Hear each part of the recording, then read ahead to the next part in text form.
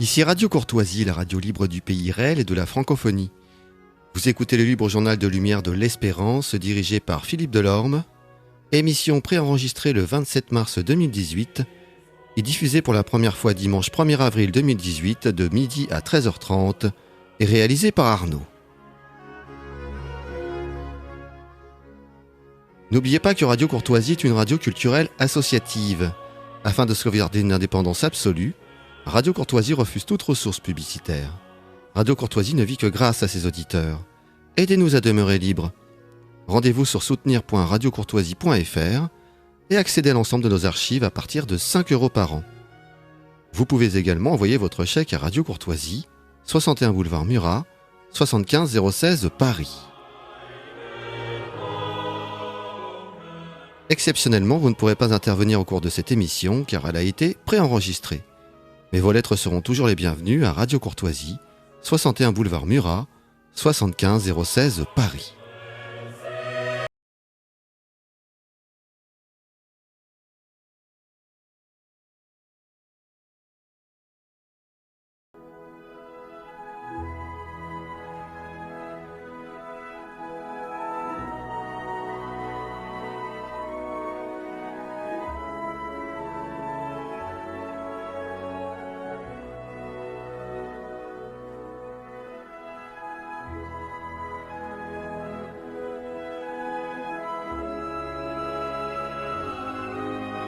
Au micro, Philippe Delorme. Je suis heureux de vous retrouver à ce libre journal de Lumière de l'Espérance en ce dimanche de Pâques où nous célébrons la victoire éternelle de la vie sur la mort.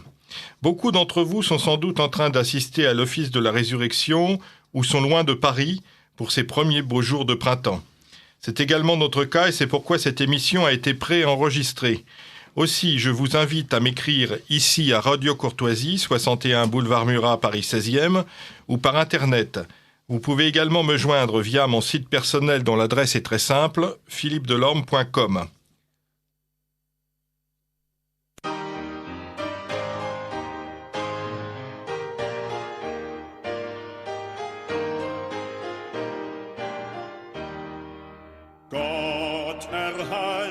Franz den Kaiser, unseren guten Kaiser Franz, hoch als Herrscher, hoch als Weiser, steht er in des Ruhmes Glanz. Liebe windet Lorbeerreiser, ihm zu ewig grünem Glanz. Gott erhalte Franz den Kaiser, unseren guten Kaiser Franz. Gott erhalte Franz den Kaiser, unseren guten Kaiser Franz. Nous venons d'entendre les premiers strophes de Gott erhalte, que Dieu protège, sous-entendu l'empereur, également connu comme la Kaiser-Hymne, l'hymne impérial autrichien. Les paroles sont du jésuite Lorenz Haschka et la musique de Joseph Haydn. Cette œuvre a été composée en 1797 à l'attention de l'empereur du Saint-Empire François II de Habsbourg-Lorraine, qui deviendra en 1804 l'empereur d'Autriche François Ier. Cet air, pour renforcer le loyalisme dynastique, est conçu comme l'équivalent du God Save the King ou Queen anglais. Il restera l'hymne officiel de la monarchie jusqu'en 1918. Repris en 1929 par la République autrichienne avec d'autres paroles, qui sont « Sois béni sans fin, merveilleuse patrie ». Les paroles légèrement modifiées à chaque règne avaient été traduites dans les différentes langues de l'Empire, le hongrois, le croate, le tchèque, le ruthène, l'italien, etc. En 1841, d'autres paroles encore seront adaptées à la même mélodie pour devenir Deutschlandlied, le Deutschlandlied. Deutschland, Deutschland über alles in der Welt, l'Allemagne par-dessus tout, au-dessus de tout le monde, dont le troisième couplet moins chauvin constitue toujours l'hymne national de la République fédérale d'Allemagne. C'est Einigkeit und Recht und Freiheit für das deutsche Vaterland. Unité et droit et liberté pour la patrie allemande. Vous devinez que si j'ai choisi une telle introduction musicale, c'est que nous allons aujourd'hui parler de la dynastie impériale d'Autriche, et particulièrement des deux derniers couples régnants, François-Joseph et Élisabeth, qu'on connaît mieux sous le nom de Sissi, et leur petit-neveu Charles, marié à la princesse Zita de Bourbon-Parme, qui régneront durant les 2 dernières années de la Première Guerre mondiale, de 1916 à 1918. 2 couples donc très différents. Et j'ai 2 invités pour parler de ces personnages historiques. Le premier est Jean Descartes, très connu des auditeurs de Radio Courtoisie. Rappelons qu'il descend d'une des plus anciennes familles de France, les Pérus Descartes, originaires du Limousin, et qui a donné de grands serviteurs à la France. Jean Descartes est bien entendu le fils du romancier Guy Descartes. Nous en reparlerons plus tard car il y a en ce moment un projet de réédition de ses œuvres, sans doute un peu oublié d'ailleurs et très injustement, et qui mériterait d'être relu et redécouvert par les nouvelles générations. Lui-même, donc Jean Descartes, est écrivain, journaliste, conférencier, historien. Il a écrit beaucoup autour des familles souveraines, de l'Autriche à la Russie, en passant par Monaco ou les Bonaparte, sans oublier sa passion pour les chemins de fer. Il vient de publier chez Perrin François-Joseph et Sissi, Le Devoir et la Rébellion, une double biographie du couple impérial popularisée par le cinéma. On se souvient bien sûr des films avec Romy Schneider, mais dont la réalité est sans doute assez différente de cette image un peu d'Épinal que l'on a. Je rappelle que Sissi ou la fatalité avait été l'un de vos premiers livres en 1983. Il a également connu l'impératrice Zita, qui lui a confié ce qu'elle savait ou ce qu'elle croyait savoir sur la ténébreuse affaire de Mayerling. L'évocation de Zita, princesse de Bourbon-Parme, dernière impératrice d'Autriche, me permet de me tourner vers mon second invité. Il s'agit de son Altesse Sérénissime, le prince Charles-Henri de Lobkowitz. Non seulement il appartient en ligne paternelle à l'une des plus illustres maisons princières de Bohême, mais par sa mère, la princesse Françoise de Bourbon-Parme, il est aussi le petit-neveu de l'impératrice Zita, qu'il a d'ailleurs bien connue. Et il nous en reparlera. En effet, son grand-père, le prince Xavier, duc de Parme, était le frère aîné de Zita.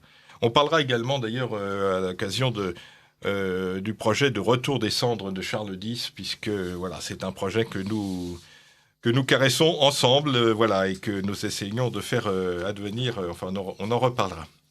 Alors, peut-être qu'on peut commencer, Jean Descartes, par parler d'abord de François-Joseph. François-Joseph, empereur à 18 ans, marié donc à 24 ans avec Sissi. Est-ce que vous pouvez nous présenter le personnage un petit peu ?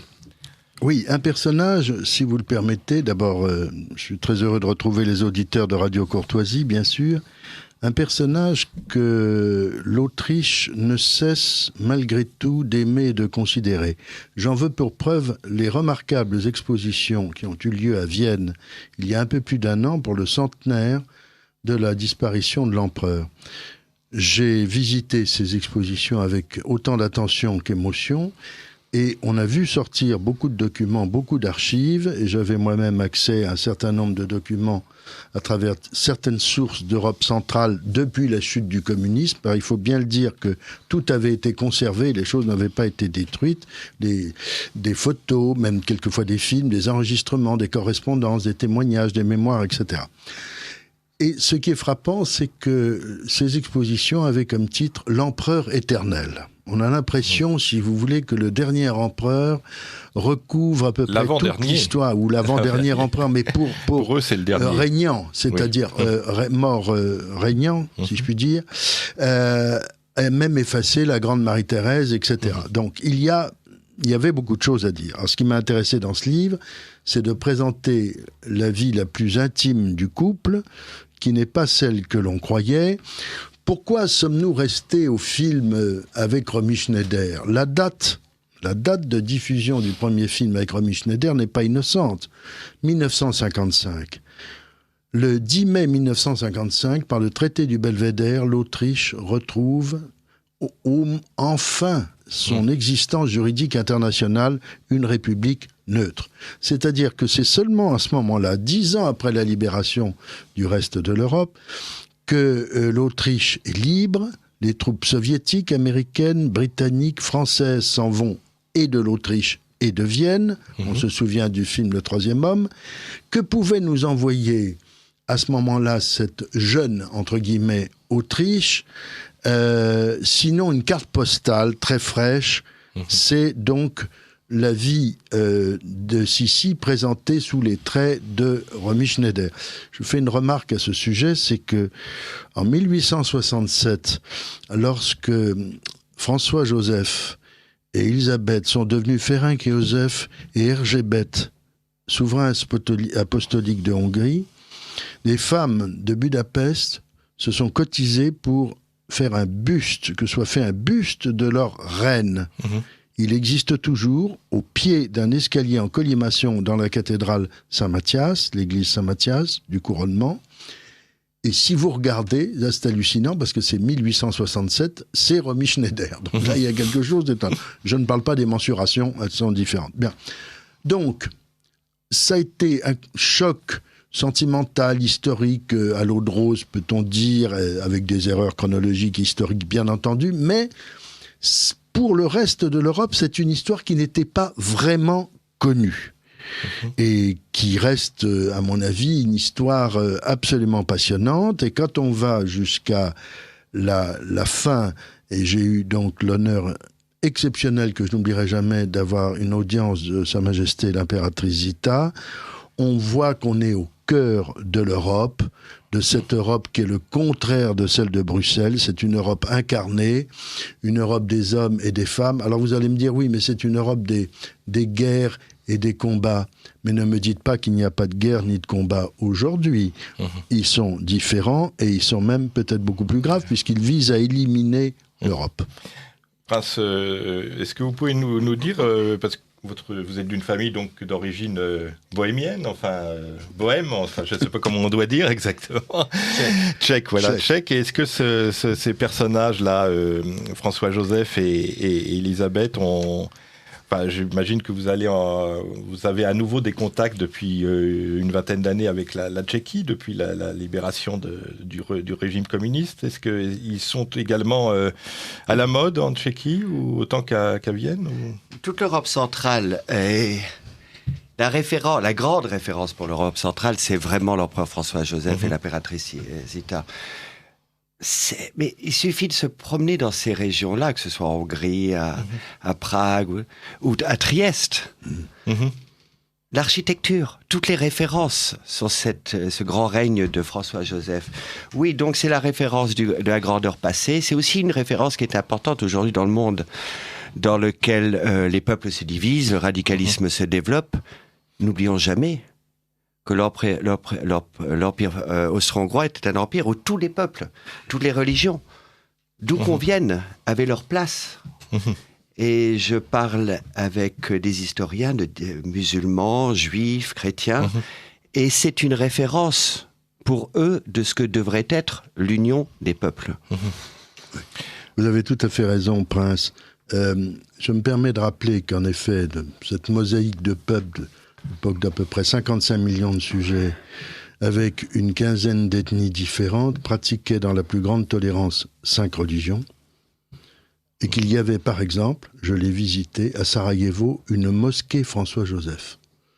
Voilà une leçon de tolérance. Et ce qui est dramatique dans la suite des événements, c'est que le traité de Versailles et les traités connexes ont voulu méconnaître l'histoire de ces peuples, leurs convictions, leur foi, n'est-ce pas? Qu'il y ait des juifs, des catholiques romains, des protestants, des orthodoxes, tout ça, sous le patronage de l'empereur, fonctionnait, si je puis dire, très très bien. Et la naïveté très orientée des plénipotentiaires du traité de Versailles a fait le jeu des dictatures en ignorant toutes ces traditions. On a créé des États nationaux extrêmement chauvins, je dirais. Et artificiels, comme dira l'empereur Charles. Qui ne laissaient pas la place aux minorités, ou très peu la place aux minorités. Non, et puis alors vous avez des déportations, on va le dire. Le traité de Trianon du 4 juin 1920 déporte des 3 millions de Hongrois pour en faire des Roumains. C'est la raison pour laquelle, comme l'a dit le Premier ministre post-communiste de Hongrie, M. Imre Posgai, qui me recevait, c'est pour la raison pour laquelle Clémenceau n'aura jamais sa rue, sa place ou une statue à son nom. Bah, c'est effrayant, ces traités qui, d'un trait de carte, ont créé des choses absolument c'est-à-dire que dans le cadre de l'Empire, il y avait des minorités qui pouvaient être à l'extérieur. Par exemple, des Hongrois pouvaient se trouver à l'extérieur de la Hongrie actuelle, absolument. Mais avaient un droit d'être si vous prenez à Prague un personnage comme Kafka, c'était un exemple extraordinaire. Il était...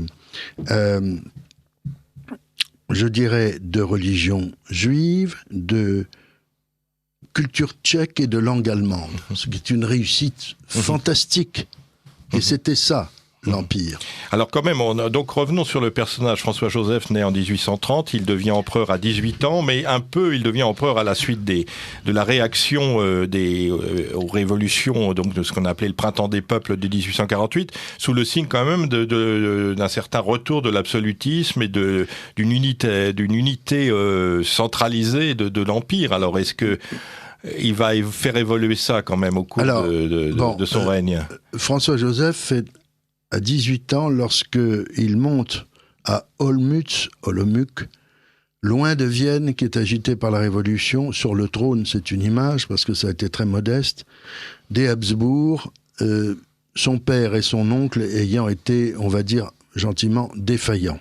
C'est grâce à sa mère, l'archiduchesse Sophie, qui est un personnage extraordinaire, dont Metternich et Talleyrand disaient c'est le seul homme de la famille. C'était quelqu'un de fantastique qui avait connu l'Europe du Congrès de Vienne. D'ailleurs, Jean-Paul Bled vient de sortir une biographie. On voulait l'inviter, il n'était hélas pas disponible aujourd'hui, mais qui est un personnage formidable. Donc, elle a fait un empereur, et pour aller un peu plus vite, quand son fils va lui désobéir et tomber amoureux de Sissi au lieu de sa sœur aînée Hélène, ce qu'avait prévu donc l'archiduchesse Sophie avec sa sœur Ludovica, puisqu'ils étaient donc cousins. Elle dit, bon, eh bien moi, j'en ferai une impératrice. Elle avait fait un empereur, si je puis dire, avec son fils. Elle va essayer de faire une impératrice de sa nièce qui devient sa belle-fille. François-Joseph est un homme de devoir, qui va vivre en uniforme toute sa vie, sauf vers la fin où on le verra en complet veston du côté du Cap Martin, du côté de la Suisse, et on le reconnaîtra, il sera furieux.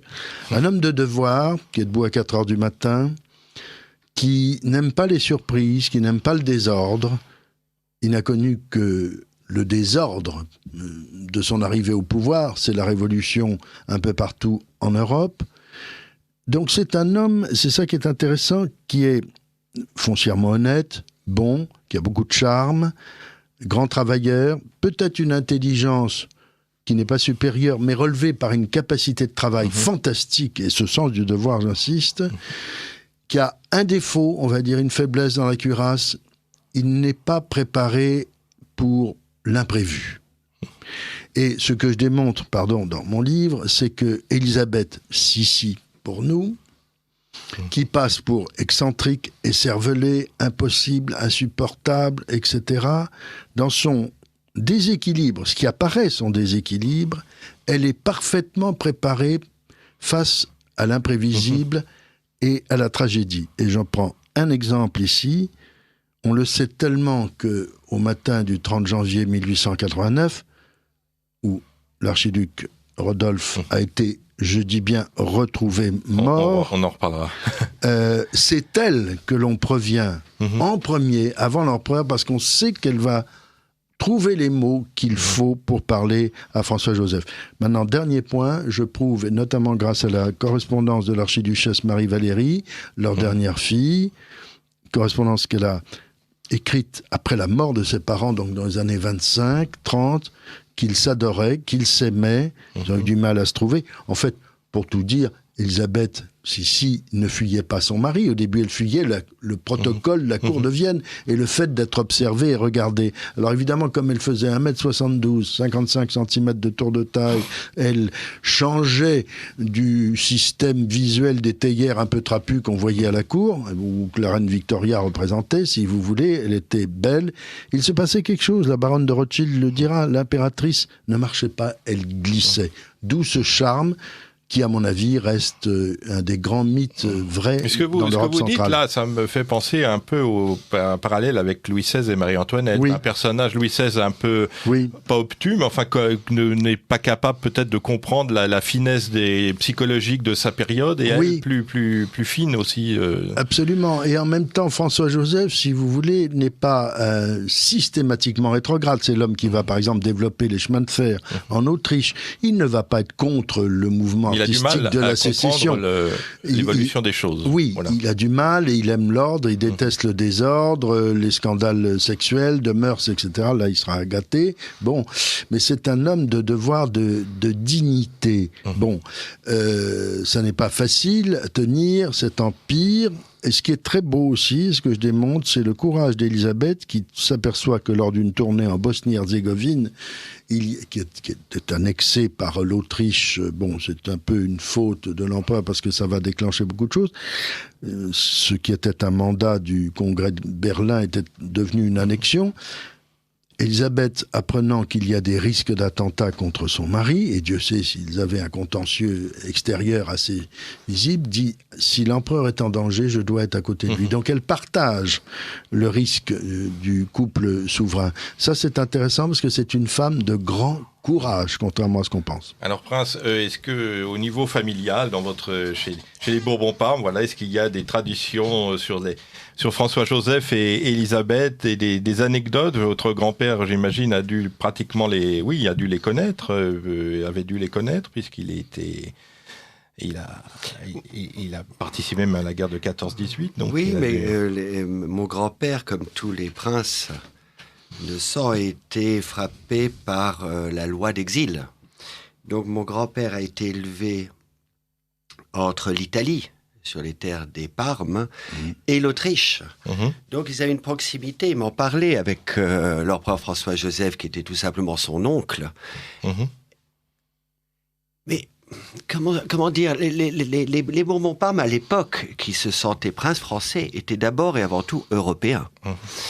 Et il y a une scène très émouvante que je pense que vous racontez dans l'un de vos livres, dans laquelle, au début de la guerre de 14, se retrouvent autour d'une table mon grand-père et ses frères, et se demandant qu'est-ce qu'on fait. Oui. Qu'est-ce qu'on fait? Nous sommes français, princes de Bourbon, héritiers de toute cette histoire française et de Louis XIV et de tous les grands rois. Ils avaient la nationalité française à ce moment. Non, ils étaient apatrides. Ils étaient, oui, d'accord. Et de l'autre côté, c'était l'Empire, c'était les Habsbourg, c'était les cousins, c'était des alliances depuis des longues générations. Qu'est-ce qu'on fait? Et de l'autre côté, la République française, qui n'était peut-être pas nécessairement leur tasse de thé. Ça a été le choix. Oui, mais ils étaient français d'abord et avant tout, quel que soit le régime. Ils se sentaient plus français qu'italiens, par alors, exemple. Alors, mais cette notion de l'Europe existait. On était d'abord et avant tout européens. On avait des cousins en Autriche, en Italie, en France, en Espagne. Alors, ce qui s'est passé lors de ce repas, ils ont pris une décision. Certains ont décidé de se battre sous le drapeau français, mon grand-père et quelques-uns de ses frères, et d'autres ont décidé, nous ne pouvons pas trahir François-Joseph et l'Empire, et ont décidé de se battre sous le drapeau autrichien.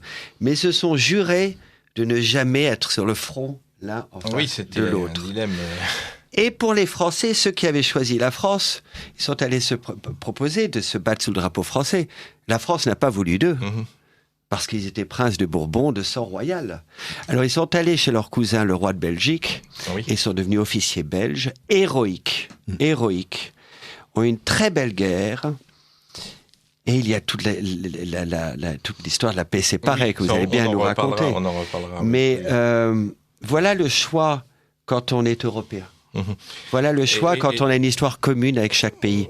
Voilà le choix qui est difficile quand on aime son pays, mais son pays, dans tout ce que ça représente, dans toute la culture, c'était aussi une union de chrétiens. C'est tellement vrai, Prince, ce que vous dites, que l'archiduc Otto, que j'ai eu l'honneur de bien connaître, m'a rappelé que lorsqu'il est arrivé à Washington, Seconde Guerre mondiale, ayant échappé au commando d'Hitler, quand on lui a demandé sa nationalité, il a écrit « européen ». Et les autorités policières et douanières Washington ne comprenait pas ce que ça voulait dire. Alors vous avez tellement... ce que vous racontez est tout à fait juste et exact, mais vous parliez des attentats contre mon oncle Otto. J'ai eu la chance de monter une exposition sur l'impératrice Zita au Château de Beau, dans l'Allier, en Bourbonnais, chez moi.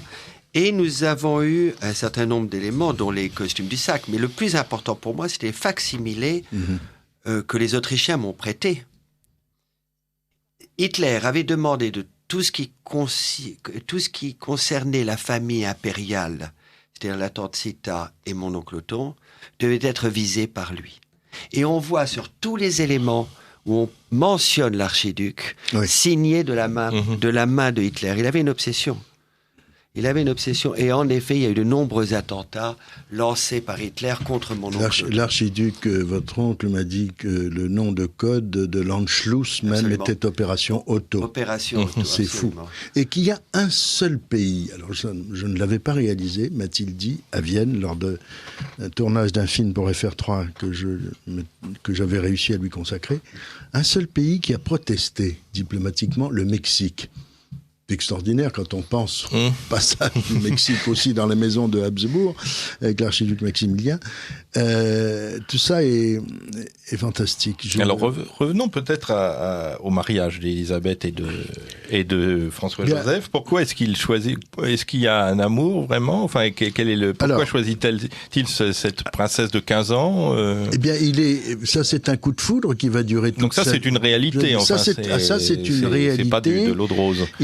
C'est-à-dire que la sœur aînée de Sissi, Hélène, était tellement parfaite qu'elle était ennuyeuse, on a bien vu rapidement, et qu'il a vu dans les défauts, entre guillemets, le charme de Sissi qui arrive, qui est mise en bout de table, surveillée par une gouvernante dragon, dame d'honneur de sa mère, et qui la traite comme une gamine. Alors effectivement, elle a à peine 16 ans, elle rit un peu fort à table, elle demande de la bière, elle a de la paille dans les cheveux, mais elle a un regard de miel, elle est très jolie, très naturelle. Elle a été élevée dans la nature par son père, le duc Max, en Bavière, à Possenhofen. Donc elle appartient en fait à une branche cadette de la maison de Wittelsbach, absolument, qui avait été élevée au rang monarchique par les mariages voulus par Napoléon. C'est une des plus grandes familles d'Europe, qu'on peut considérer sur le plan artistique un peu comme des Médicis des Alpes. Et c'est un coup de foudre. Bon, François-Joseph dit « J'épouserai Sissi ». Ça se passe en 1853. C'est la première fois qu'il désobéit à sa mère. Elle est folle de rage, parce que ça échappe au calcul fait entre les deux sœurs marieuses.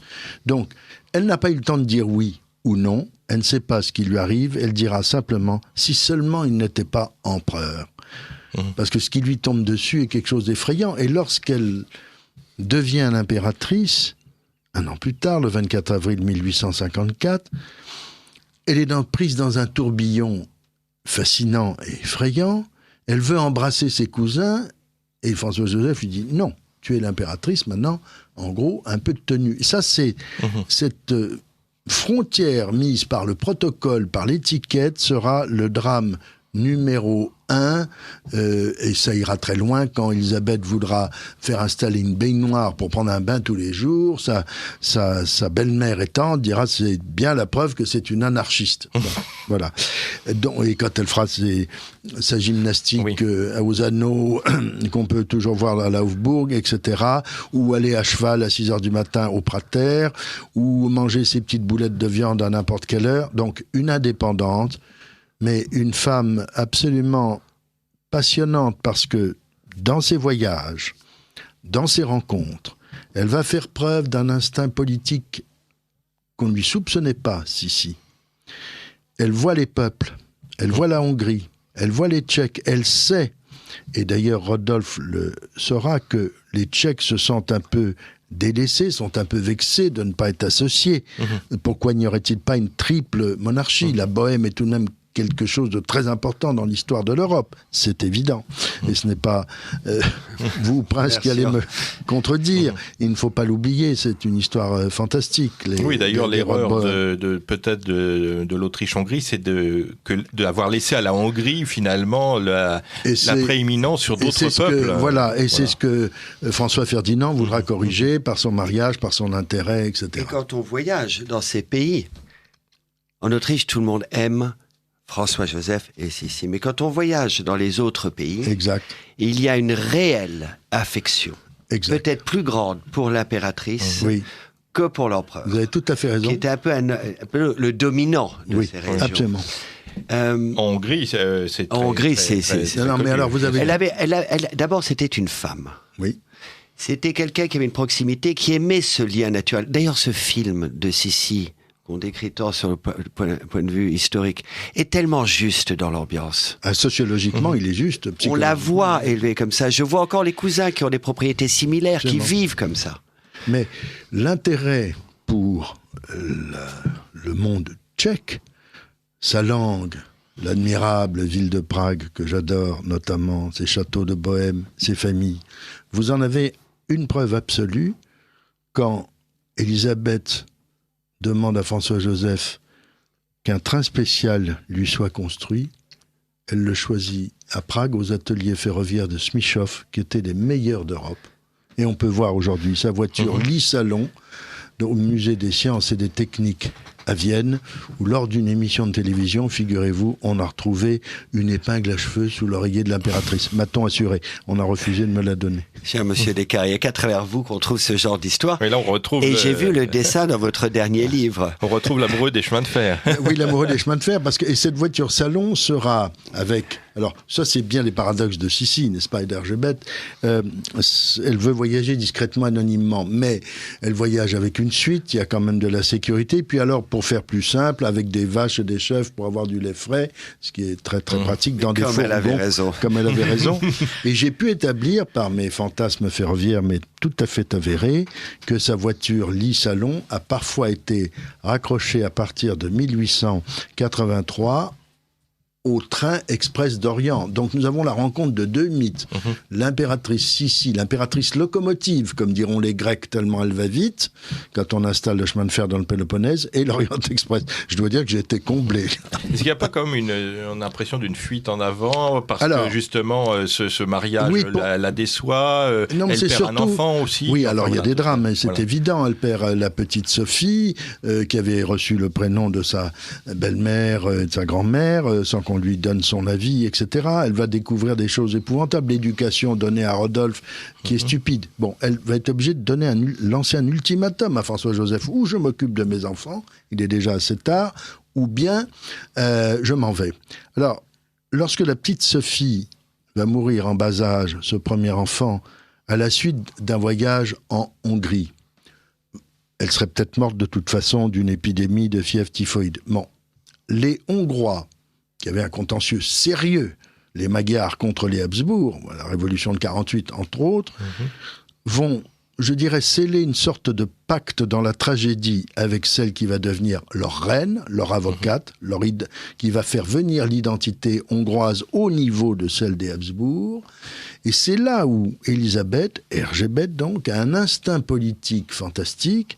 Elle voit bien que la puissance de la Prusse au nord de cette Europe centrale bloque l'Autriche, que l'unité allemande va se faire sous le contrôle de la Prusse, et donc qu'il faut se déplacer vers les régions danubiennes, presque vers les Balkans, si vous voulez, et donc l'association de la Hongrie à l'Autriche est un moyen qu'elle... Alors, elle s'en sert avec beaucoup de charme, avec beaucoup d'intelligence, elle apprend le hongrois, langue très difficile, elle reçoit des opposants politiques qui ont été en prison, et elle est vénérée.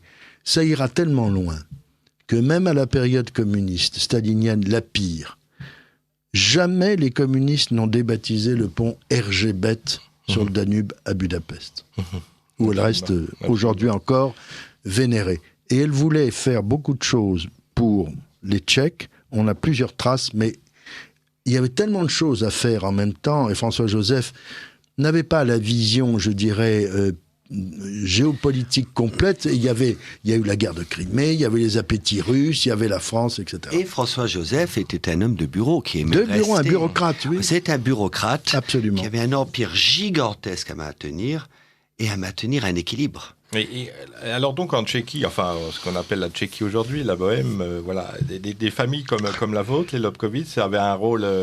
se considéraient comme tchèques, allemandes, enfin autrichiennes. Comment les ça Lobkowicz, c'était tout simplement la première famille de Bohème. Mais donc elles étaient placées en premier. Je comprends. Ils loyaux à l'Empire. Mais Enfin, très loyaux. C'est comme ça qu'on est devenu prince, d'ailleurs. On nous appelait les princes non couronnés de Bohême, et on a amené la Bohême aux Habsbourg. Et on est devenu prince ainsi. Mais les liens entre les Lobkowitz et les Habsbourg sont de longue date.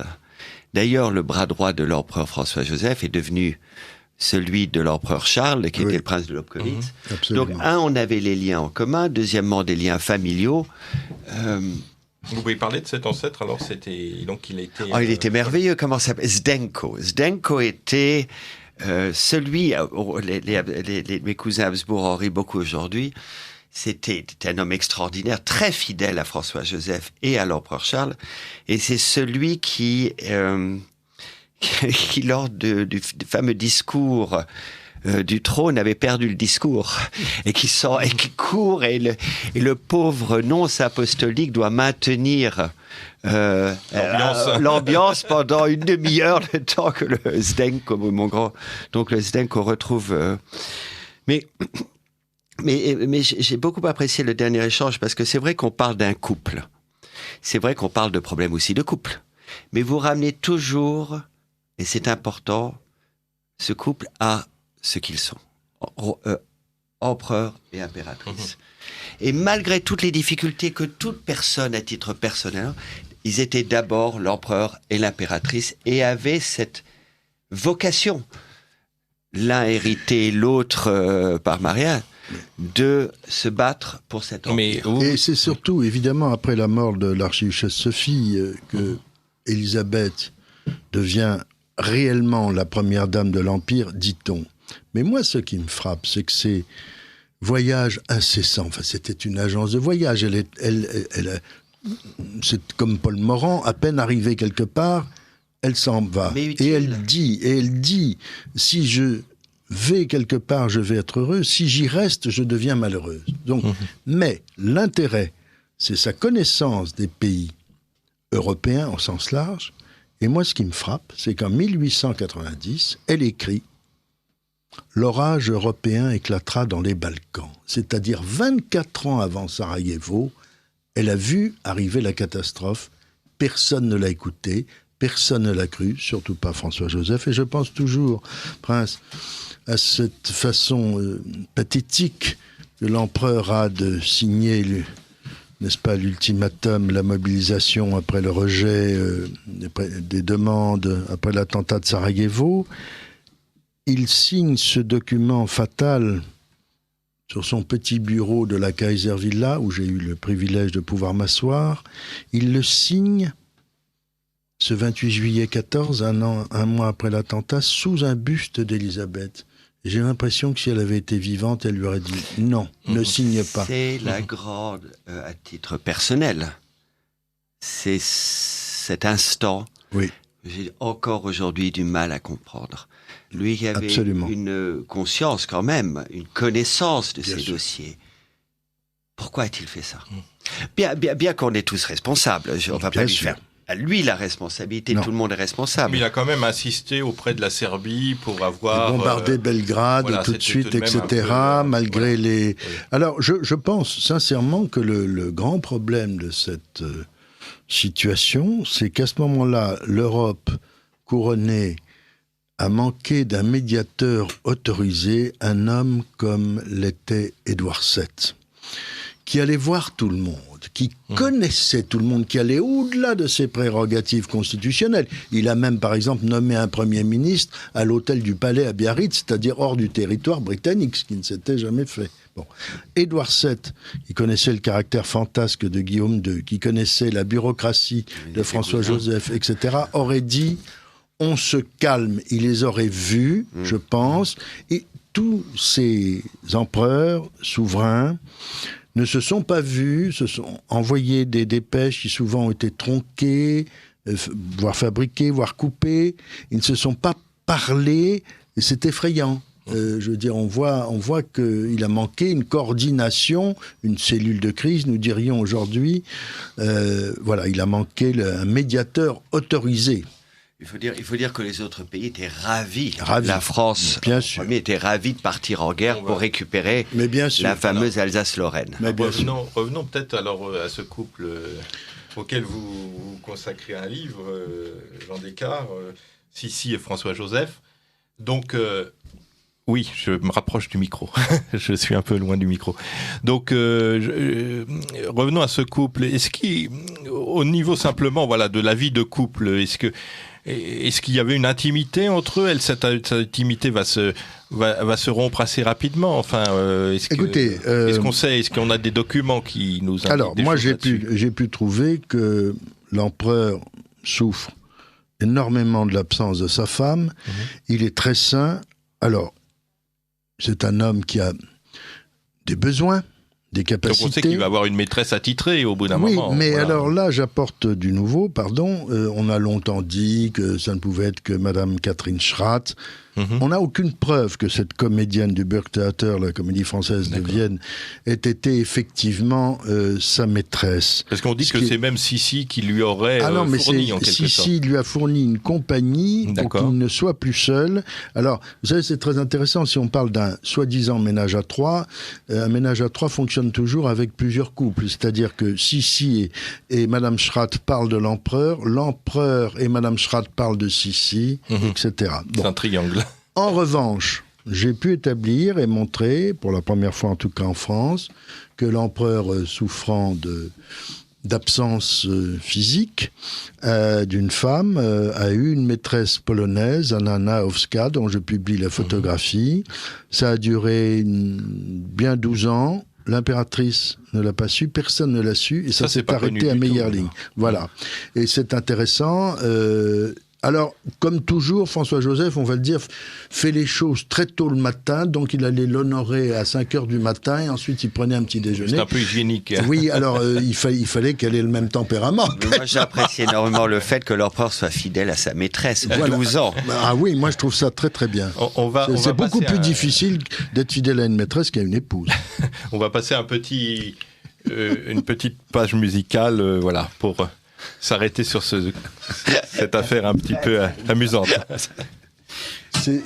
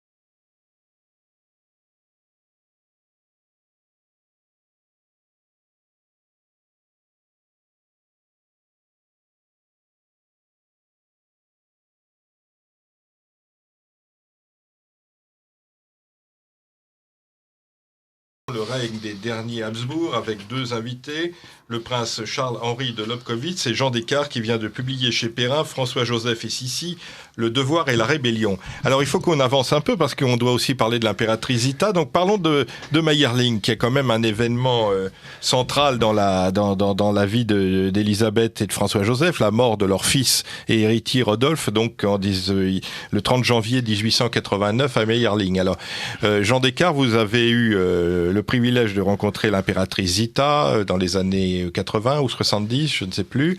Alors, écoutez, et qu'est-ce qu'elle vous a expliqué sur Mayerling ? J'étais journaliste au Figaro Magazine et une haute personnalité politique française me téléphone à 10h du soir en me disant « L'impératrice Zita va regagner l'Autriche dans 8 jours, c'est tout à fait pour vous ».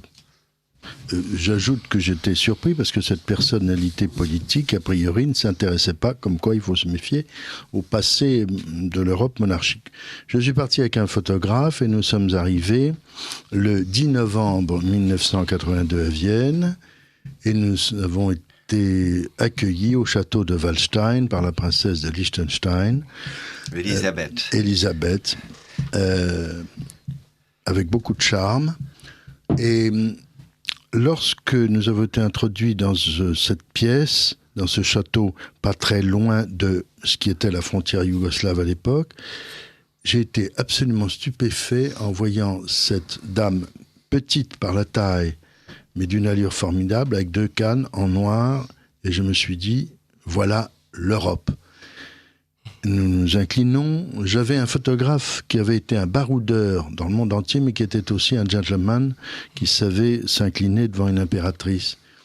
Et chaque fois que je le vois, il me dit « Jean, je n'oublierai jamais ». Et à ce moment-là, l'impératrice me dit « Monsieur Descartes, j'ai très bien connu votre grand-mère, la duchesse Descartes. À l'abbaye de Solesmes, nous avons fait une retraite ensemble. On venait de tenter de m'empoisonner en France. » Alors, vous parlez d'un début. Simplement, parenthèse, elle parlait 6 langues, donc elle devait vous avoir parlé en français, dans un français parfait. Comme son fils. Donc, nous parlons. Alors là, sur Sissi, une chose intéressante, parce que moi, je la voyais alors que je préparais ma biographie de l'impératrice et je voulais son point de vue. Puisqu'elle avait succédé sur le trône de la double monarchie à Sissi, et on ne pouvait pas avoir 2 femmes aussi différentes l'une de l'autre. Et elle me dit, quoi qu'elle ait fait, quoi qu'elle fasse, elle aurait eu tort.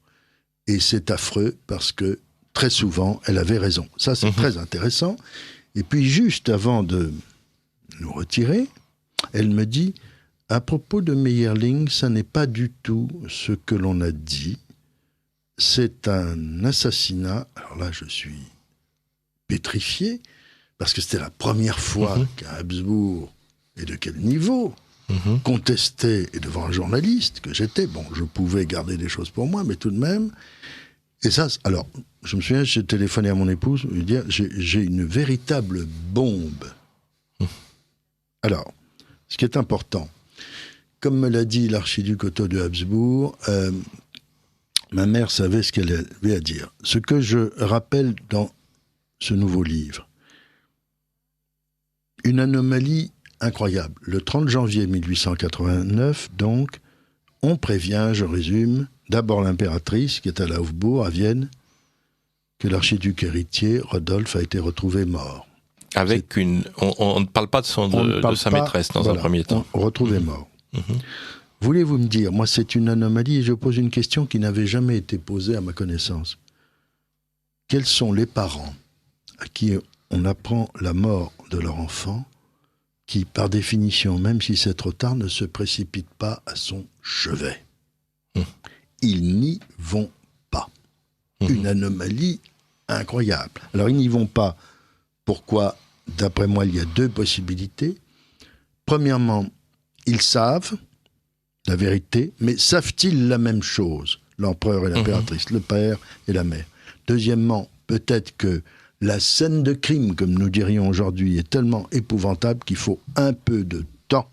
Et c'est, à mon avis, ça qui s'est passé. Parce qu'ils ne verront leur fils que après avoir été préparés, le crâne bandé, dans son lit à la Hofburg, comme s'il y était mort. Je précise qu'on a des documents étonnants pour l'époque. Tantôt, n'est-ce pas, le bandage est à tel niveau, tantôt il est à un autre niveau. Et avec des gants aussi, on dit qu'il portait des gants. Oui, les obsèques avec des gants, ce qui est contraire au protocole, et que surtout ses sœurs et son ancien professeur ont constaté qu'il n'y avait plus d'os, plus de cartilage. Donc il y aurait eu un combat, qu'il serait battu, etc. Alors, ce qui est intéressant, c'est que cette affaire de Meyerling qui a fait beaucoup de bruit m'a valu énormément d'ennuis, donc j'avais raison. C'est-à-dire que l'impératrice Zita avait raison. Donc ça, vous l'avez publié d'abord dans un article? Je l'ai publié d'abord dans un cahier spécial du livre qui est sorti en juin 1983, qui a fait beaucoup de bruit, qui a un peu énervé les Autrichiens, parce que qu'est-ce que c'est que ce Français qui ne parle même pas allemand, mais qui sait des choses que nous ne savons pas?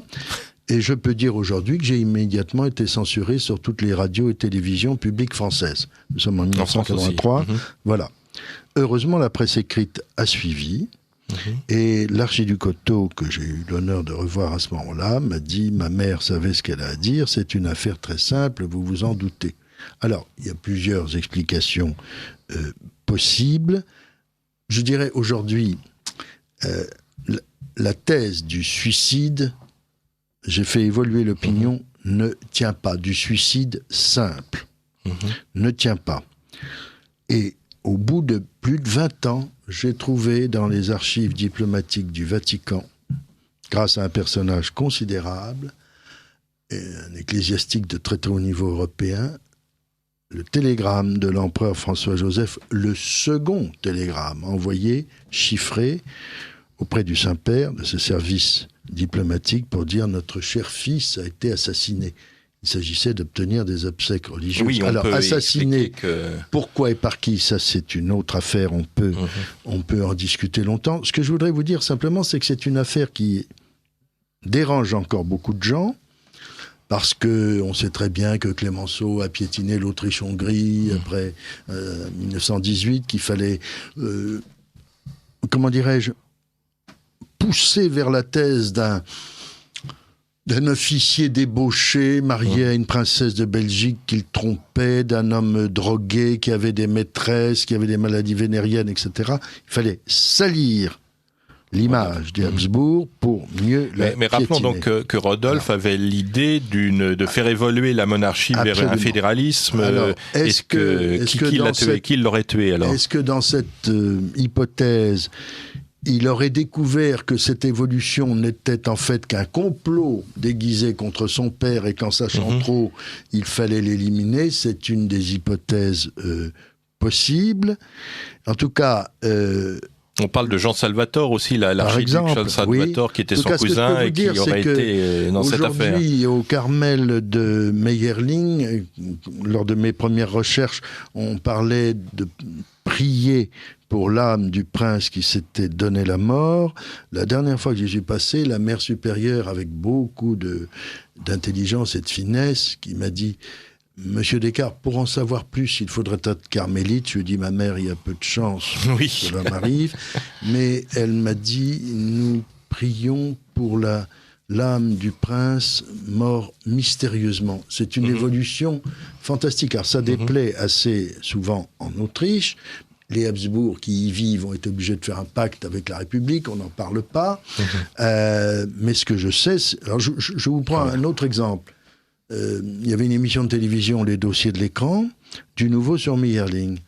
J'y suis convié avec la princesse de Windisch-Grätz, qui me prend à part, qui me dit « Vous avez raison, mais c'est assez dangereux. » Et je précise que des chefs d'État européens qui connaissent pour des raisons familiales bien cette affaire m'ont mis en garde. Alors, Prince Charles, rappelons que vous êtes le petit-fils donc de Xavier de Bourbon-Parme et du duc de Parme, donc qui était le frère aîné de l'impératrice Zita. Donc vous avez sans doute des révélations familiales à nous faire sur cette affaire. D'abord, je veux dire que Jean Descartes, qui est en face de moi, que je suis heureux de retrouver, et je me souviens très bien de l'article du Figaro. Je puisse vous garantir que le lien qu'ils avaient était réel, que ma tante Zita lui a révélé des choses, était encore dans la famille quand on en parle. C'est la référence, car c'est la première fois que l'impératrice Zita a parlé. Mais est-ce qu'elle en parlait dans la famille aussi? Il y a d'autres... Non, on n'en parlait pas. Entre nous, on en parle. Mais elle n'en a pas parlé. Elle n'en a pas parlé à d'autres. Bombe. Pardonnez-moi, Prince. J'avais juré, j'ai tenu parole, de ne pas parler avant qu'elle révèle à la Kronenzeitung le 15 mars 83. De ça, on m'a téléphoné le 14 mars au soir. Moi, mon livre sortait au mois de juin, donc j'ai respecté cette chose. Et ça a fait un effet absolument fantastique. Mais cet article du Figaro, je m'en souviens. J'étais pas enfant, mais adolescent. Et je me souviens très bien de l'effet et de la reprise. Pourquoi ? Parce qu'on explique, quand on parle de Mayerling, on explique toute l'histoire, toute cette période, toute cette histoire, qui aurait été certainement différente. La Première Guerre mondiale aurait-elle eu lieu ? On ne sait pas, probablement que non. Non, probablement. Donc ça va très très loin. Et en plus, on a eu pour Sissi, on a eu pour l'impératrice Isabelle et Sissi, et pour Mayerling, on a eu Marche arrive. Donc il y a aussi le romantisme populaire, il y a eu toute une histoire. Donc, quand elle en a parlé, ça a fait une bombe. Je suis persuadé qu'elle vous a confié tout ce qu'elle savait. Et vous oubliez de dire aussi, quand elle a demandé la correspondance diplomatique qui a été envoyée au Vatican, on lui a envoyé une grande enveloppe, confirmez-moi, avec des papiers de journaux qui n'avaient rien à faire. Rien à voir. C'est-à-dire qu'il y avait il y avait une omerta. Le dossier Mayerling était vide, ce qui est déjà une indication. Donc, en gros, nous savons que ça n'a pas été un suicide simple. Nous savons que ça a été manipulé. Nous savons que l'empereur et l'impératrice étaient informés. De quoi, ça, nous n'en sommes pas sûrs. Mais aujourd'hui, tout ressort. Vous êtes le premier à avoir révélé au monde le fait que Mayerling n'était pas une histoire simple d'un suicide d'un pauvre garçon qui ne pouvait pas vivre avec sa maîtresse. Maîtresse, d'ailleurs, avec laquelle il n'était plus depuis quelques années. Bien. Et qui n'était pas innocente probablement dans l'affaire. Nous n'en avons pas parlé, mais il semblerait que l'empereur François-Joseph était très dur avec la famille de Maria Vetsera. Oui. Et il y a une raison pour cela. Oui. L'empereur aurait pu avoir des faiblesses pour la mère de la jeune Maria Vetsera. Oui, donc alors on raconte Si vous voulez, que ça aurait été une demi-sœur qui aurait eu un inceste. Oui, mais enfin, ça, c'est du roman, là. Si vous voulez, on a tout fait. Ce qui est intéressant, moi j'ai regardé les réactions de la presse européenne à l'annonce du drame.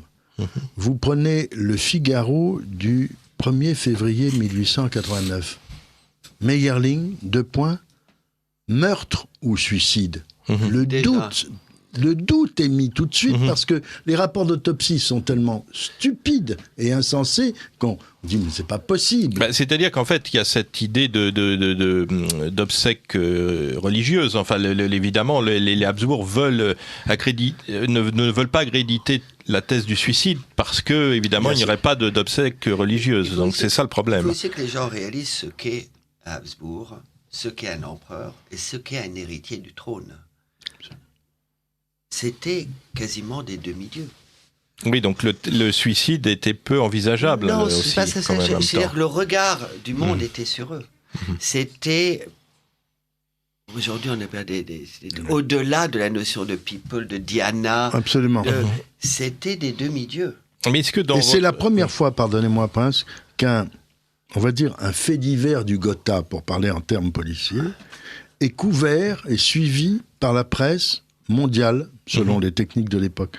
Ce qui est terrible, d'ailleurs, comme violation de l'intimité, comme avec une grande liberté de ton. On a des rapports médicaux de la cour qui sont contredits par les enquêtes journalistiques et inversement.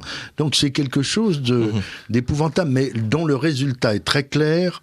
On salit l'image des Habsbourg et de l'Empire. Est-ce qu'on en parlait dans votre famille, donc chez les Bourbon-Parme Oui, autant chez les Bourbon-Parme que chez les Lobkowitz. Chez les Lobkowitz aussi, alors qu'est-ce qu'on en disait ? J'ai toujours appris que ma tante, du côté paternel, donc Lobkowitz, où elle devait être hongroise, était la première dame de la cour, et c'est la première dame qui est rentrée dans le lieu où on a trouvé les corps.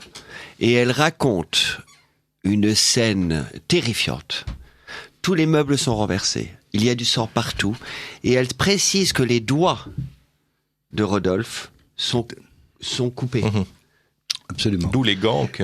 D'où les gants qu'on voit très bien dans les photos de l'époque du cercueil. Absolument, Prince. Et je voudrais simplement ajouter que ce débat du dossier de l'écran, donc dans les années 85, avait lieu, je ne sais pourquoi, en direct de la principauté de Monaco. Le prince de Monaco, que nous connaissions très bien, le prince Régnier, me fait savoir qu'il serait ravi de m'accueillir à déjeuner avec son chambellan, nous déjeunons, et il me dit « Ah, Nous allons alors savoir la vérité. Je dis, Monseigneur, vous êtes certainement informé de la vérité, mais je vais montrer ce soir un document, quelque chose d'intéressant. Je vais profiter que je suis en territoire monégasque sous votre protection pour le faire. Ça m'amuse. Pardon, allez-y. Je préviens le réalisateur, le producteur, le présentateur. Je dis à un moment, je voudrais montrer quelque chose, signaler quelque chose. Donc j'aurais besoin de la caméra sur moi. Au moment où je dois être à l'image et parler, panne d'image et de son sur moi. Seul le territoire monégasque et un peu des Alpes-Maritimes et de l'Italie reçoivent cette information. Mon épouse qui est à Paris me dit tout d'un coup, il n'y avait plus rien, panne. Quand j'ai demandé il y a 2 ans le master à mes frais à l'INA de l'émission, on m'a dit on ne peut pas, nous avons eu un incident technique. Bon, dernier point, le grand réalisateur Jean Delannoy a tourné un film en 1949 avec très peu de moyens que j'ai fait projeter à la famille de Habsbourg lors d'un séjour à Paris, qui s'appelle Le secret de Meyerling, qui est le seul film au monde, à ma connaissance, qui prenne parti pour la thèse assassinat, dans lequel l'Allemagne serait, entre autres, impliquée. Continuant mes travaux, je demande à Jean Delannoy, que je connaissais très bien parce que ma mère avait travaillé avec lui dans le cinéma, s'il peut me prêter sa copie en 16 mm. Il me dit, mais ce n'est pas la peine, Jean, vous trouvez ça en vidéo dans n'importe quelle grande surface. J'achète la vidéo, nous la regardons attentivement. La fin est différente, c'est bien un suicide. Je rappelle Jean Delannoy, je lui dis, avez-vous tourné plusieurs fins? Il ne me dit pas du tout. Il découvre que ça a été amputé. Nous avons fait avec Franck Ferrand, votre confrère, une mission Europe 1, pour dénoncer ce scandale. Et depuis la minute 20 qui fait la différence, où après avoir dit nous allons mourir, et hop, on montre ce qui se passe, comment maquiller, si vous voulez, un assassinat en suicide.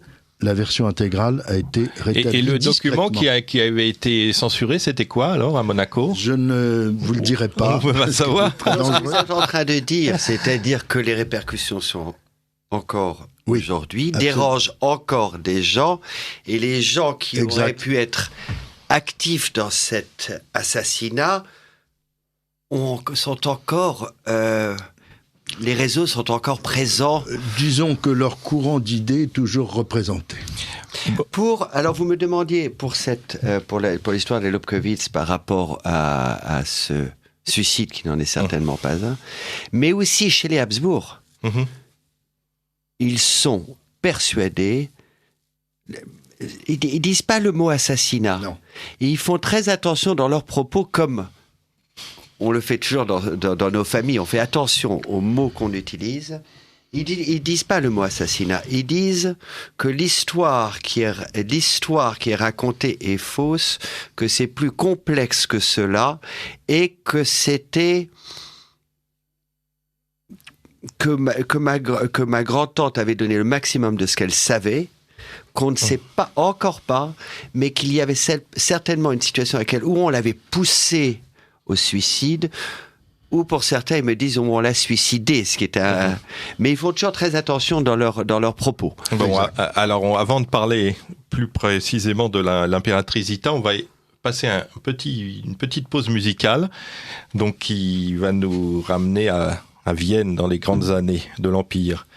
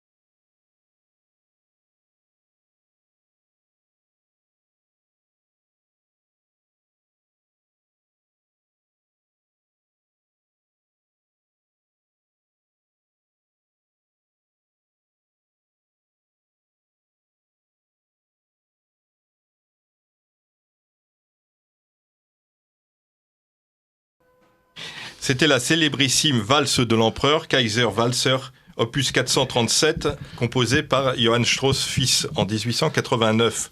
Donc l'année même de la mort de Meyerling, enfin de la mort de Rodolphe. En l'honneur de l'amitié, il avait été composé, cette valse, en l'honneur de l'amitié avec Guillaume II, empereur allemand, puisque le titre initial était « La main dans la main ». Il est interprété ici par le Berliner Philharmoniker sous la baguette de Herbert von Karajan. Je vous rappelle que vous écoutez Radio Courtoisie, le libre journal de Philippe Delorme. Aujourd'hui, nous évoquons cette dynastie des Habsbourg. C'est les derniers empereurs Habsbourg, avec les curieuses histoires de la mort de Rodolphe dont nous venons de parler. Et nous allons évoquer maintenant avec Jean Descartes et le prince Charles-Henri de Lobkowitz le personnage de Zita, donc la dernière impératrice, et de son mari, l'empereur Charles. Voilà, donc Zita, vous l'avez rencontré, Jean Descartes, vous venez de nous l'expliquer. Qu'est-ce qu'on peut rappeler un petit peu d'où elle venait enfin, peut-être le prince son petit neveu peut en parler. Vous êtes mieux placé que moi pour en parler, mais je voudrais simplement dire que, qui est assez extraordinaire, c'est qu'elle est revenue en Autriche avec l'accord du chancelier social-démocrate Bruno Kreisky, qui avait 7 ans lors des funérailles de l'empereur François-Joseph et qui écrit qu'on avait l'impression d'assister à la fin d'un monde. Et son grand-père était fonctionnaire de François-Joseph. Bon. Le roi d'Espagne, Juan Carlos, était intervenu auprès de lui en faisant rendre un passeport diplomatique à l'impératrice. Et ce qui est bouleversant, c'est qu'elle est rentrée dans sa petite Volkswagen bleue, conduite par la princesse Elisabeth de Liechtenstein, au poste frontière qu'elle avait quitté au moment de son départ en exil. Et je me souviens de la foule viennoise, ce jour de novembre, qui n'était pas évidemment le 11 novembre 82, qui a applaudi l'impératrice. Il y avait des jeunes qui avaient des t-shirts avec la couronne et le nom des Habsbourg, car elle représentait le grand témoin, le dernier témoin vivant de ce niveau d'avant les 2 catastrophes mondiales. Alors, rappelons qui était Zita de Bourbon-Parme, prince. Alors, Zita elle était le 17e enfant. Alors, il faut voir que votre arrière-grand-père Robert Ier de Parme, il a eu 24 enfants avec 2 femmes successives. Avec donc, la princesse de Bourbon-Sicile et une princesse de Bragance, qui est donc mon arrière-grand-mère. Je descends donc du 2e lit, comme ma tante Zita. Alors, ils étaient une famille nombreuse, frappée par la loi d'exil. Ils étaient entre autres propriétaires du château de Chambord et des 10 000 hectares autour, où ils allaient, je crois, au mois de décembre. On appelle des descriptions de grand froid. Et étaient surtout élevés... Ils avaient hérité de Chambord, donc du grand-père, du grand-oncle de l'oncle plutôt de l'oncle qui était le duc Robert, voilà. Henri V, duc de Bordeaux et comte de Chambord. Voilà. Car il considérait les Bourbon-Parme comme son héritier. Donc le fils de sa sœur l'avait hérité, mon arrière-grand-père. Mais ils ont été élevés à Viareggio, sur la côte italienne, dans une propriété qui a été construite par le duc de Parme, donc mon arrière-grand-père, où vivait gaiement, un petit peu comme Sissi dans sa jeunesse, très librement. Dans ce duché de Parme, tous ses enfants. Et j'ai, par chance, toutes les photos. Et j'ai retrouvé les photos des fiançailles, j'ai les photos du voyage de Karl avec Sissi dans toute cette région. Alors, ils vivaient entre Viareggio, une propriété qu'ils avaient en Autriche, d'où leur proximité. D'abord, ils étaient cousins avec l'empereur François-Joseph, et Chambord. Ils avaient une gare privée, et ils n'en avaient pas un train, mais 2 trains privés. Ils avaient 24 enfants, vous imaginez le voyage avec les précepteurs, les cuisines. Alors c'était un grand voyage, très bien organisé. J'ai encore les portraits de mon arrière-grand-père, le duc de Parme. Bel homme, grand, élégant, d'une richesse considérable, mais tout ceci vivait d'une richesse considérable parce qu'il avait hérité du duché de Parme, ils avaient des terrains à n'en plus finir. Oui, même s'il avait perdu le trône, il avait quand même conservé un certain nombre de biens. Mais tout ceci vivant très simplement, il y a des trains spéciaux, vous me direz. Mais on voit les photos, tout ça, et on va à la chasse, on monte à cheval, on va voir les fermes, le voisinage, tout ça est très bon enfant, très naturel. Il faudrait vraiment publier ces photos à l'occasion. C'était en tout cas pas des urbains, vous voyez ce que je veux dire. Et donc elle épouse cette Zita à l'âge de... Elle a quel âge? Elle est née en 92, je crois, donc elle a 19 ans. Vous avez toutes les qualités, vous êtes mathématicien aussi. En 19 ans, en 1911, elle épouse donc on celui voit, qui est l'héritier. On voit dans ces photos qui sont... Il y a des films qui ont été faits là. Il y a des films, et j'ai les photos. Joseph, oui. Photos prises par mon grand-oncle Sixte, qu'on va retrouver quelques années plus tard avec mon grand-père Xavier pour la paix séparée. Alors on voit ces jeunes qui auraient été cousins, passant un temps merveilleux, alors à la chasse, faisant des bêtises, montant dans les arbres, plongeant dans la mer.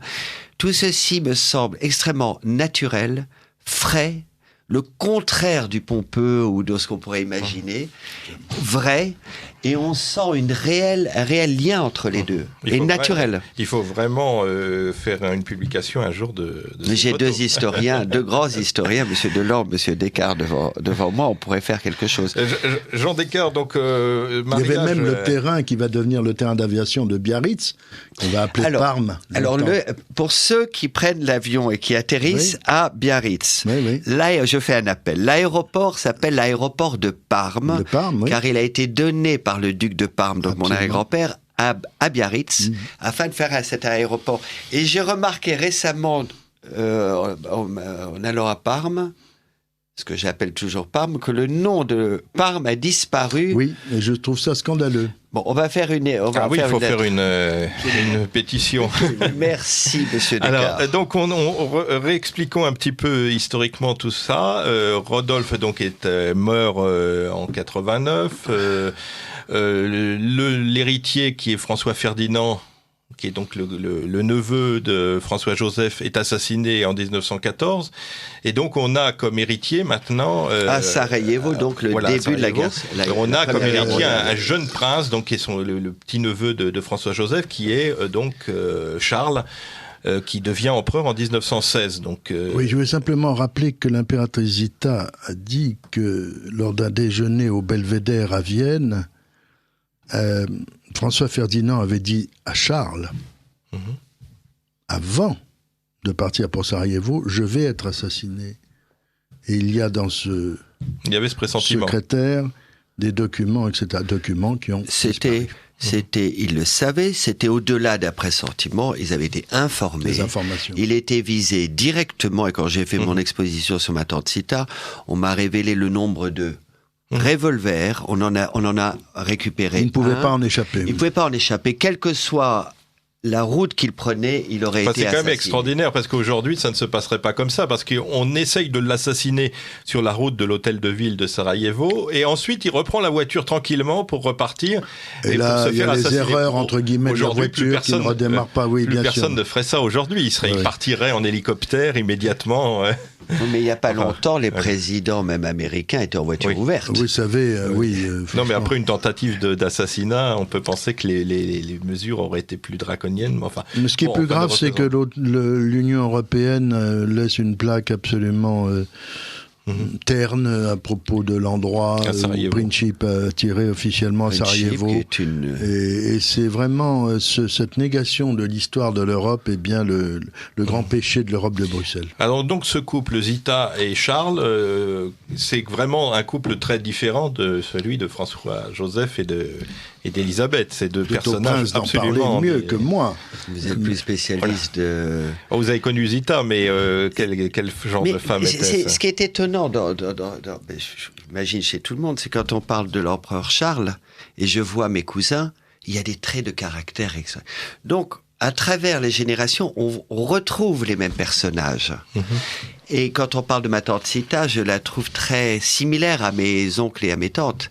Elle est Bourbon-Parme, c'est-à-dire une femme de caractère, une femme d'une courtoisie extrême, remarquable, une femme d'une délicatesse envers tout le monde, et pas une délicatesse feinte. Non. Vous savez, les gens qui vont saluer tout le monde parce que ça fait bien. C'était vrai. Non, il y avait une éducation et un tempérament. Je pense que c'est terrible pour l'empereur Charles et roi Charles, puisque il sera aussi couronné le 30 décembre 1916. C'est hallucinant, en pleine Première Guerre mondiale, mais c'est très important. À Budapest. Est un homme, oui, exactement dans les mêmes conditions que Ferenc Joseph, François Joseph et Sissi, si je puis dire. Sauf qu'on est en guerre et que ça va très mal pour l'Empire, pour tout le monde d'ailleurs, et on ne peut encore rien dire sur l'issue du conflit. Ce qui est terrible, c'est que l'empereur Charles va hériter de la guerre. Ce n'est pas lui qui l'a déclaré, ce n'est pas lui qui l'a voulu, et on va continuer à lui en vouloir. Et tous les gens qui aujourd'hui essayent de salir sa mémoire s'acharnent à montrer que c'est un perdant, qu'il n'était pas fait pour ça. Il a fait ce qu'il pouvait, c'était un homme qui était contre la guerre, qui avait vu que c'était une folie, il va tout faire pour essayer d'arrêter ce conflit. Alors en particulier cette idée de paix séparée avec les princes de Parme alors. D'abord, lors du mariage, dont j'ai toutes les photos, les films, ils savaient qu'ils allaient hériter de l'Empire. Ils l'ont su quand on leur a annoncé que l'empereur était mort, que l'héritier du trône était mort, donc c'était à eux qu'ils allaient hériter de l'Empire. Ils savaient ce qui leur tombait dessus. Il ne faut pas oublier que l'empereur Charles épouse une princesse de Bourbon-Parme. C'est-à-dire que, non seulement par amour, mais aussi parce que c'est tout cet esprit qu'il aimait. C'est la France, c'est la grande France. C'est-à-dire qu'il tourne l'Autriche vers l'Ouest. Et la religion, parce que la religion catholique était très importante pour l'un comme pour l'autre. Si vous me demandez comment je pourrais définir l'empereur Charles et l'impératrice Zita que j'ai connue, c'est d'abord et avant tout en tant que chrétien. Oui. Ça, je crois que c'est la chose Certainement. qui est la chose la plus importante. Chrétien, notion du devoir, la tradition, la famille. Il a passé son temps avec l'impératrice à tout faire pour essayer de retrouver la paix. Il a écrit à mon grand-oncle, le frère de mon grand-père, et à mon grand-père une lettre dans laquelle il dit « Je veux la fin de la guerre, je veux une paix séparée avec l'Allemagne, dans laquelle tous les pays étaient d'accord, l'Angleterre, l'Amérique et même l'Italie. Que l'Autriche fasse une paix séparée de l'Allemagne, ce qui aurait obligé l'Allemagne à faire la paix, ça aurait été avec la fin de la Première Guerre mondiale. Ça lui a coûté son empire. Oui. Ça lui a coûté cette fameuse lettre dans laquelle il écrit aux Français, je reconnais la juste revendication de l'Alsace-Lorraine, a coûté l'empire. Alors, ce qui est honteux, si vous voulez, ce qui est honteux, c'est que cette démarche d'un être profondément chrétien, arrêter cette boucherie en famille, si je puis dire, ce règlement de compte gigantesque, stupide, le fait passer pour un lâche. Non. C'est un homme de courage, mais qui est face à une réalité épouvantable. Et concrètement, comment ça s'est passé ? Il y a eu des tractations Alors, avec il y a eu les princes de Parme ? Comment ça s'est passé ? Oui, il y a eu des tractations qui se sont passées en Suisse, notamment à Lucerne, dans une maison, on peut voir une plaque qui le rappelle, une maison dont j'ai connu les descendants, qui m'ont montré des documents très intéressants. Il y a eu plusieurs tentatives de paix, mais elles ont échoué. Alors pour résumer ici, elles ont échoué parce que Clémenceau ne voulait rien devoir à des Bourbons, surtout pas, et il fallait absolument écraser la terre des Habsbourg, la notion même des Habsbourg. Je crois que le prince Czernin, qui était ministre de la guerre aussi, a fait des déclarations un peu intempestives. Donc, ça n'a pas été suivi, et l'image de Charles reste salie, et je trouve ça honteux d'être un lâche. Non, c'est un homme qui a vu qu'il fallait arrêter cette folie, et on ne l'a pas permis. Mais il reçoit, dès qu'il devient empereur, il reçoit mon grand-père et son frère. Donc mon grand-père, donc Xavier de Bourbon-Parme, et son frère Sixte. Qui était dans l'armée belge. C'est ça qui est compliqué. Donc, en réalité, mon grand-père et son frère auraient pu être attaqués de trahison. Oui, ils vont voir leur beau-frère et leur sœur. Ils sont reçus la nuit. Donc en terrain neutre, alors en Suisse, alors oui. Non, En peut-être Autriche, en Ah, il y Autriche. a- il y a une entrevue en Autriche. En ce qui est Autriche, encore en pire. Autriche. Ah oui, Ce donc qui est c'était encore particulièrement... beaucoup plus Et grave, le compliqué. message qui est donné, nous vous demandons de dire à tous les pays alliés, qui sont l'Amérique, l'Angleterre, la France et l'Italie, que nous souhaitons une paix séparée, parce qu'ils étaient alliés à l'Allemagne, ils avaient hérité de cette alliance. Nous demandons une paix séparée et nous reconnaissons la juste revendication de la France sur l'Alsace-Lorraine. Mais l'Allemagne n'aurait pas accepté... L'Allemagne n'aurait pas accepté, d'où- et la France, d'ailleurs, demandait plus aussi. D'où je le crois, fait que à ce moment-là. c'était des accords secrets. Alors, toutes les chancelleries ont accepté, la France inclus. Et toute cette opération est tombée à l'eau, car en effet, le ministre autrichien Tchernin avait fait des déclarations intempestives, mais surtout que Clémenceau a révélé. Oui. Il n'y avait pas besoin de révéler. Et cette lettre, on la retrouve d'ailleurs au ministère des Affaires étrangères. Oui, Il oui. nous reste 5 minutes, donc on va... Ce qui fait que la Première Guerre mondiale a duré beaucoup plus longtemps et a fait des dizaines de milliers Et de morts. en les plus. dernières 2 années ont été les plus meurtrières. Donc, il nous reste plus que 5 minutes, donc on va parler rapidement. On va simplement rappeler que donc l'empereur Charles a été béatifié en 2004 et que le procès de béatification de l'impératrice Zita est toujours en cours depuis 2009. Est-ce qu'il y a du nouveau? Est-ce que Je l'ignore, Est-ce que mais je ça peux vous avance dire que j'étais à Madère il n'y a pas longtemps où le souvenir de l'empereur Charles est toujours. Il est toujours très enterré là-bas, bouleversant. Oui, il y restera, je pense. Et un homme abandonné par tous, qui est mort surtout de dénouement, le Sans avril argent. 1922, sans argent pour payer le médecin, dans cette Quinta do Monte, c'est très très bouleversant, qui est mort en disant Jésus. Et que c'est très très bouleversant, qui est mort pratiquement comme un saint. Et vraiment, les Alliés, là, se sont très très mal comportés. On va simplement, comme il nous reste 3 minutes et que j'ai l'esprit de l'escalier, on vient de parler de la tombe de l'empereur Charles, on va parler de la tombe de Charles X. Allons-y. Voilà. Nous Qui sommes se trouve ensemble. actuellement en Slovénie et qui Sur un donc il y a un très beau projet que donc en tant que descendant de Charles X, prince, vous êtes partie prenante pour ramener ces cendres de Charles X. Alors, en Charles France. X est mort en exil à Goritz. Et Saint-Denis a toujours accueilli la dépouille des rois de France. Et il y a un emplacement pour Charles X. Dans la crypte des Bourbons. Dans la crypte des Bourbons. Donc, nous sommes en train de travailler pour le retour Voilà. de la dépouille de Charles X à Saint-Denis, ce qui d'abord avait été une demande du président Mitterrand. Exactement, oui, oui. Et il semblerait que ça puisse se faire en accord avec le maire de Saint-Denis. Et les autorités Les descendants qui aimeraient que le roi de France retrouve sa terre. Donc on est dans le processus d'y arriver. On a une centaine de descendants qui sont, puisque moi aussi je fais partie de cette Vous belle êtes opération, et donc à l'origine. les princes, les moines slovènes, donc qui ont la garde du tombeau pour le moment. On est en tractation avec eux, mais enfin ça devrait pouvoir évoluer favorablement. Et ça serait une belle chose que...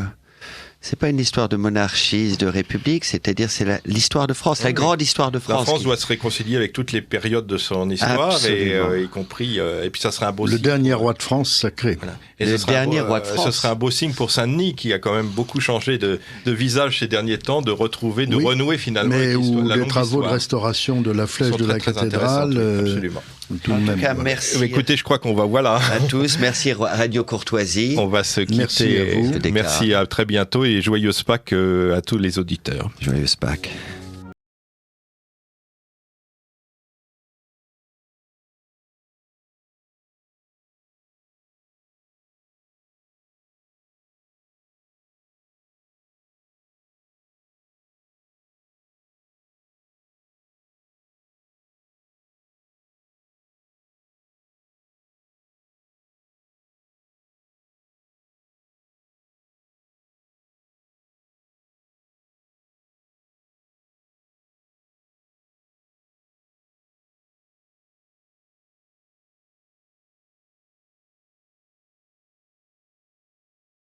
Ici Radio Courtoisie, la radio libre du pays réel et de la francophonie. Vous venez d'entendre le libre journal de Lumière de l'Espérance, dirigé par Philippe Delorme. Émission préenregistrée le 27 mars 2018 et diffusée pour la première fois dimanche 1er avril 2018 de midi à 13h30 et réalisée par Arnaud. N'oubliez pas que Radio Courtoisie est une radio culturelle associative. Afin de sauvegarder une indépendance absolue, Radio Courtoisie refuse toute ressource publicitaire. Radio Courtoisie ne vit que grâce à ses auditeurs. Aidez-nous à demeurer libres. Rendez-vous sur soutenir.radiocourtoisie.fr et accédez à l'ensemble de nos archives à partir de 5 € par an. Vous pouvez également envoyer votre chèque à Radio Courtoisie, 61 boulevard Murat, 75 016 Paris. Si vous le désirez, nous pouvons vous faire parvenir un enregistrement de ce libre journal. Commandez le CD-ROM pour le prix franc de port de 9 € ou 6 € seulement si vous êtes adhérent de notre association. Je vous rappelle notre adresse, Radio Courtoisie, 61 boulevard Murat, 75 016 Paris.